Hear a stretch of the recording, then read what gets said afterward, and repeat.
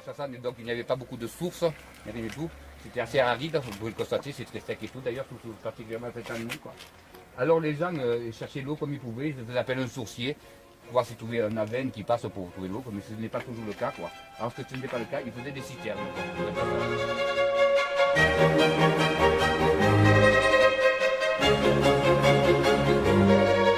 Le Sèvres-Nord, essentiellement, quoi, il faut faire très attention, voilà. Ouais. C'est pour ça qu'on voit beaucoup des panneaux d'Alger au bord de l'eau, quoi. Il faut bien les suivre parce que c'est la vérité, quoi. Ça se paraît comme ça innocent, quoi. Mais ils peuvent très vite grossir.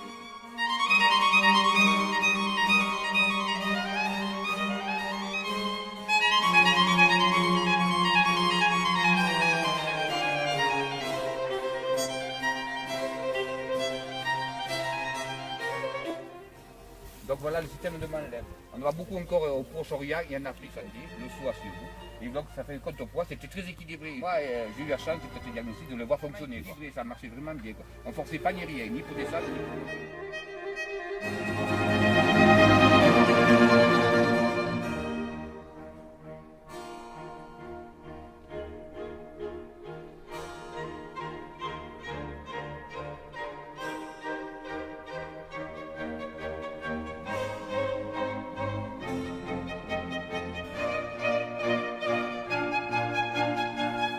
accéder à la propriété voisine. Le tiers du terrain à côté était propriétaire, il voulait agrandir sa maison par exemple, et comme il y avait un passage là, donc il faisait un porche, donc les propriétaires voisins pouvaient passer dessous et tout. Donc c'est l'arceau quoi. Moi j'appelle ça l'arceau, mais il y a quelqu'un qui passe ça tout le porche.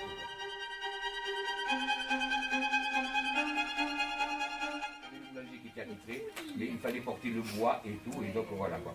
Donc pendant 3 heures, mettons, et après vous nettoyez le pain. Et puis il y a le boulanger qui faisait la pâte. Non, vous amenez la pâte quoi. Il fallait amener la pâte et le bois. C'est juste pour cuire. Voilà, c'est uniquement pour cuire quoi. Vous pouvez tout amener et donc le boulanger se chargeait de la cuisson et tout quoi. Voilà. Donc vous amenez ça sur la tête. Vous amenez des paniers sur la tête, les femmes quoi.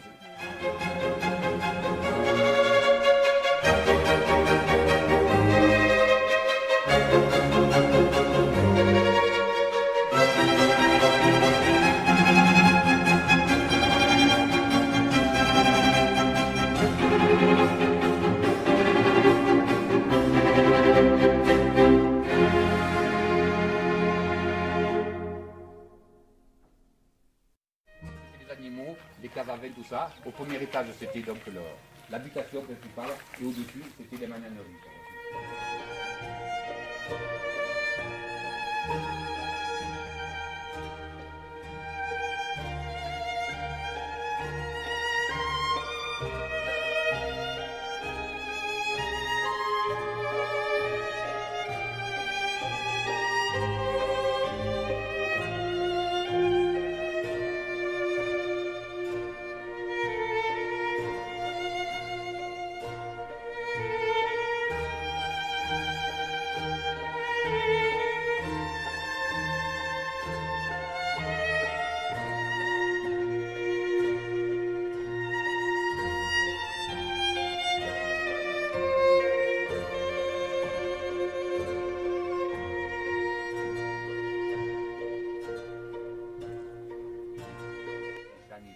Et le dimanche, c'était un peu la détente quand même.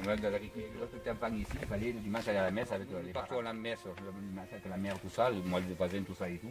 Les hommes s'arrêtaient là, ils montaient parce qu'ils avaient du mal à monter, quoi. Ils restaient là, ça buvait un petit peu, quoi, un peu d'eau, quoi, un peu de trouble, quoi.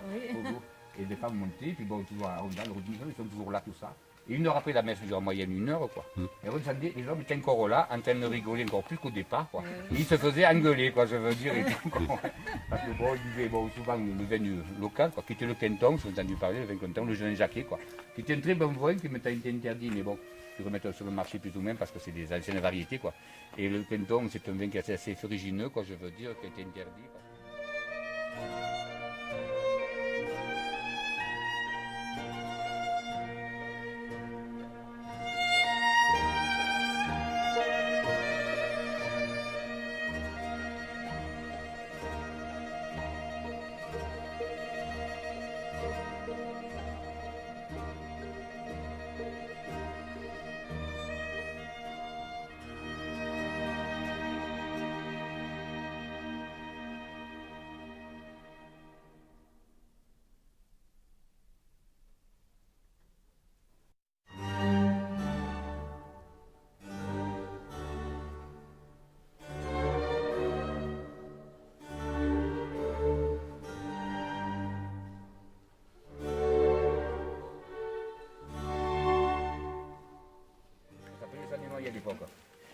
Et il faut savoir qu'à l'époque, jusqu'à la Révolution, un peu avant la Révolution, quoi, Chassagne était rattaché à Chamonix, quoi. Donc il n'avait pas d'église, ni rien du tout, quoi. Donc ils allaient à la messe à Chamonix, le baptême se faisait à Chamonix, et l'illumination se faisait également à Chamonix, quoi. Et seulement par rapport aux Chassezac et aux Beaux-Ariques, donc des crues, tout ça, c'était pas commode. Ils ont demandé à l'évêché d'Uzès, parce qu'à l'époque, l'évêché Chamonix était rattaché à Uzès, non pas à Viviers comme actuellement, quoi, l'autorisation de construire une église, quoi. Ce qui a été accordé en 1765. Et c'est fini en 1776, donc ça a duré à peu près 11 ans. Il faut savoir qu'elle a été construite à la charge des habitants de Chassagne, quoi. Au fur et à mesure qu'il y avait peu d'argent à donner pour la paroisse, ils donnaient, donc ça a mis 11 ans parce que voilà, il fallait trouver les fonds pour la construire. Et après, donc, c'est à cette époque que Chassagne est indépendant, quoi, je veux dire, autonome, et après, une mairie. Les deux chapelles latérales ont été restaurées, je pense, au début des années 2000, quoi, il s'avère que lorsque, donc, par les habitants de Chassagne, l'évêque est venu pour constater les travaux, la couleur ne lui a pas plu, les bleus. Alors du coup, les travaux sont restés là sur place. Donc il y avait une continuité. On dégageait les pierres et tout ça, sablé et tout, c'est des belles pierres. Des pierres qui ont été extraites du sol, des pierres qui ont été cassées parce qu'à l'époque, il y avait de la chair. Et comme dans l'église, on voit la chair qui montait de plein de pécheurs.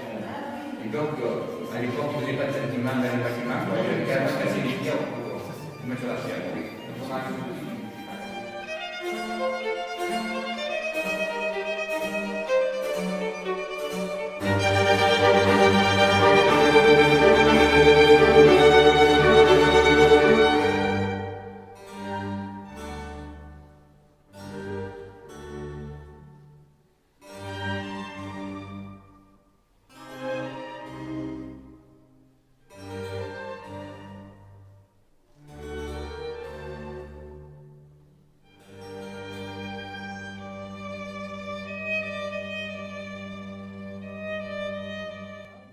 Cela, les gens dévidaient eux-mêmes.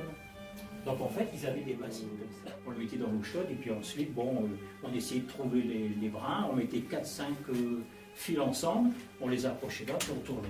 Et puis ça faisait une flotte. À la fin, vous avez ça, ce qu'on appelle ça une flotte, quoi. Donc qui était autour de... Non seulement c'est solide, mais après ça partait quand même en filature. C'était plus possible de faire ça, parce qu'ils avaient beaucoup trop de... Au début, ça commençait petit, puis après, comme ils ont vu que ça rapportait quand même pas mal d'argent, parce qu'avec cet argent-là, c'est comme ça qu'ils ont construit d'autres maisons, qu'ils ont aidé à faire des églises, qu'ils ont construit d'autres bâtiments, etc. Donc l'Ardèche, à ce moment-là, donc dans les années 1800-1850, était la 4e région industrielle de France. Il ne fallait pas qu'il fasse trop chaud non plus. Donc il fallait chauffer, il fallait aérer, il fallait assainir, donc on mettait aussi de la chaux sur les murs, sur les planches, une fois qu'on les avait. Ça occupait énormément de gens. Donc c'était les femmes qui à l'époque s'occupaient essentiellement d'alimenter en feuilles. Et les hommes, ils étaient au champ, et puis il fallait qu'ils le travaillent. C'était à certain moment. À la fin, quand le ver avait à peu près 7-8 cm, comme c'était expliqué, il s'arrête de manger. Et alors dans ce cas-là, on mettait de la bruyère comme ici, d'accord ? Donc on faisait des tunnels de bruyère et les vers, on en a quelques-uns ici, ils montent, ils font une petite toile autour d'eux, hein, ils font une petite toile pour s'agripper et à partir de là ils tournent et puis ils font un cocon. Alors en 3 jours ils ont fait le cocon.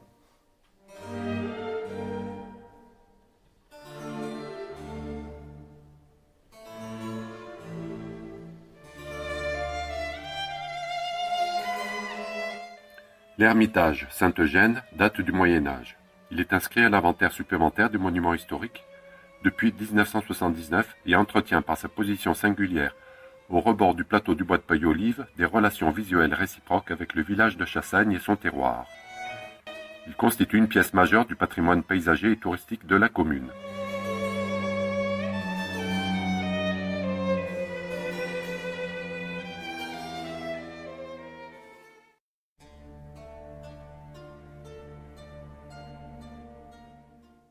Les premiers châtelains de Chassagne furent les Montjeux, arrivant d'un hameau de Gravière appelé Montjoc. De cette famille, Astorgue de Montjeux fut le premier seigneur de Chassagne après un partage avec son frère en 1391. D'après les actes notariés, un fils ou frère d'Astorgue se maria avec Anne de la Garde, fille du seigneur de Chambonnat. Les Montjeux se succédèrent de père en fils. Au début du XVIIe siècle, les derniers seigneurs de la famille de Montjeux, n'ayant pas d'enfants, lèguent leur château à des neveux Isarne de Villefort, propriétaire du château de Castanet.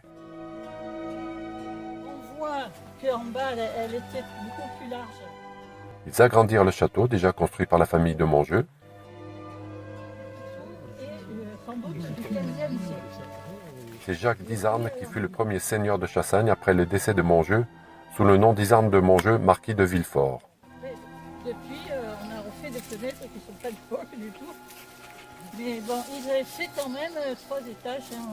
Bon, et des pièces plus petites que celles que feront plus tard les Izardes de Villefort. Avec Henri, son fils, ils restaurent l'ermitage de Sainte-Eugène en 1652. Ce sont aussi eux qui construisirent le château tel qu'il est encore maintenant avec 2 tours, dont une dans laquelle se trouvent les escaliers à vis. Le dernier descendant de la famille d'Izarne, Louis-François, après une vie agitée, vend son château à Monsieur de la Forêt, notable de Joyeuse en 1775. En 1830, il vend le château au marquis de Chanalay qui avait acheté en 1800 à la famille de la Garde le château de Chambonnat. Celui-ci modifia le toit des tours, qui était plat et incliné à l'origine, en y ajoutant les charpentes pointues recouvertes de tuiles vernissées.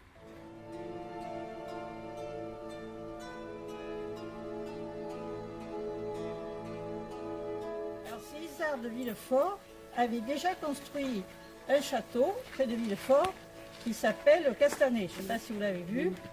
Donc, il était plus petit. Mais là, si vous voulez, ils avaient déjà une partie qui était faite et ils ont agrandi plutôt en largeur. Vous voyez, je vais vous montrer en passant. Le château, à la fin du XIXe siècle, vivra une période sombre, passant de main en main, jusqu'à l'achat en la propriété en 1930 par monsieur et madame Rieux-Villeneuve. Elle fit construire la terrasse et les 2 bassins hydrauliques. Après le décès de son mari, madame Rieux-Villeneuve entreprit d'importants travaux à l'intérieur comme à l'extérieur.